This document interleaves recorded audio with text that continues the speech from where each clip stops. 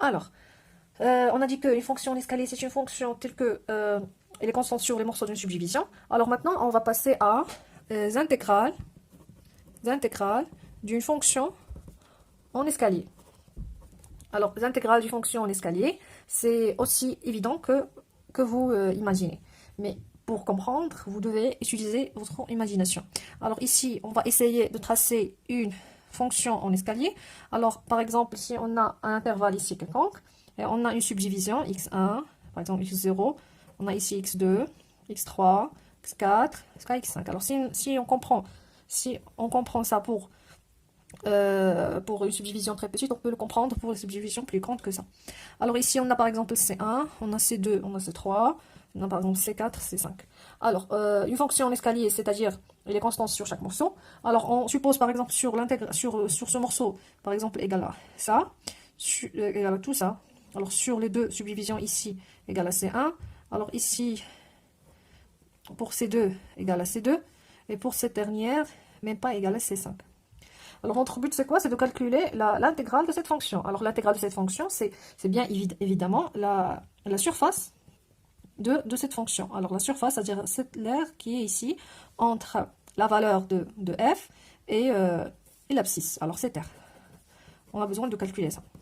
Alors, évidemment, bien évidemment, alors si on veut la surface ici, on voit que c'est un rectangle. Et c'est quoi la surface d'un rectangle? C'est la longueur fois la longueur fois la largeur. Alors, la longueur fois la largeur. Alors, c'est quoi ici la longueur? C'est x. C'est quoi la longueur? C'est x2 moins x1, x1 moins x0. Et la largeur, c'est c1. Alors, c1 fois x1 moins x0, plus c1 fois x2 moins x1.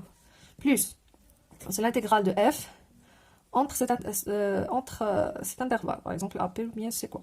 Alors, ici, la même chose. Alors, c'est la longueur, ici, fois la largeur. Alors là, la longueur fois la largeur. Alors, ça se répète. Alors, c'est quoi? C'est C1, c'est-à-dire la valeur de f sur ce morceau, multiplié par la distance de ce morceau. La longueur de ce morceau-là. Alors, d'une manière générale, l'intégrale sur AP de f de x, d de x, si f est une fonction en escalier, c'est la somme de ck, de xk, plus 1, moins xk, de k allant de 0 jusqu'à n. Si ck, c'est la valeur de f sur les intervalles xk plus 1 moins xk, pour chaque k allant de 0 jusqu'à n. Alors ici, cette fonction en escalier, on peut l'intégrer, parce qu'elle est constante ici, sur chaque intervalle, on peut évidemment calculer sans intégrale. Est-ce que c'est clair? Alors, vous pouvez me dire, on veut un exemple. Alors, l'exemple le plus simple, c'est l'exemple de la fonction caractéristique. Alors, l'intégrale sur a et b de qui? De cd de x dx, c'est quoi à votre avis? Alors, on met une pause et essayer de réfléchir. Alors, c'est quoi ici? Alors, on dit que ça, c'est une fonction en escalier, parce que égal à 1 sur cd égale à 0 ailleurs. Alors, la subdivision qu'on peut avoir, c'est cd même. Alors ici, c'est quoi la valeur à l'extérieur de CD? C'est 0.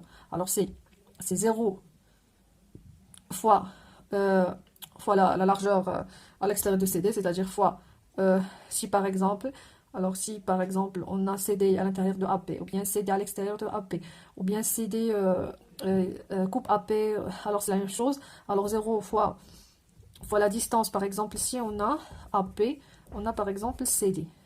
Par exemple. Alors ici, 0 sur C moins A, plus 1 sur, multiplié par T moins C, plus 0 multiplié par P moins T. Alors 0, 0, alors il me reste T moins C. T moins C. Alors l'intégrale de qui sur T moins C, c'est exactement sur AP de qui T. C'est la fonction caractéristique sur CD, c'est T moins C, c'est-à-dire la longueur de T moins C. Eh bien. Alors ici, une remarque, c'est quoi? Si je change la subdivision ici, par exemple, si je fais comme ça, une autre subdivision, c'est pas important d'être régulière, c'est pas nécessaire, mais une autre subdivision, et je veux calculer la surface de cette fonction d'escalier. Est-ce qu'il va changer? Alors la réponse est non, il ne va pas changer parce que ici, on a une autre subdivision, alors il va rester la même. Il va rester la même ici, c'est pas grave. Parce qu'on va essayer, on va faire quoi? On va faire la longueur fois la largeur, la longueur fois la largeur, la largeur. Et puis on va additionner toutes ces surfaces, on va trouver la même surface. Alors l'intégrale est invariante si on change les fonctions en escalier. Aussi, si on change, alors si une fonction en escalier, son intégrale ne change pas, si on change ses valeurs en un nombre fini de points. Alors, si vous voulez réfléchir très bien, alors on a l'ensemble des fonctions en escalier. L'ensemble des fonctions en escalier de A, B dans R est un R espace vectoriel. C'est-à-dire, si on multiplie une fonction en escalier par un scalaire, c'est une fonction en escalier, parce qu'on va le multiplier par un scalaire. Si on additionne deux fonctions en escalier, reste une fonction en escalier. Alors, c'est évident.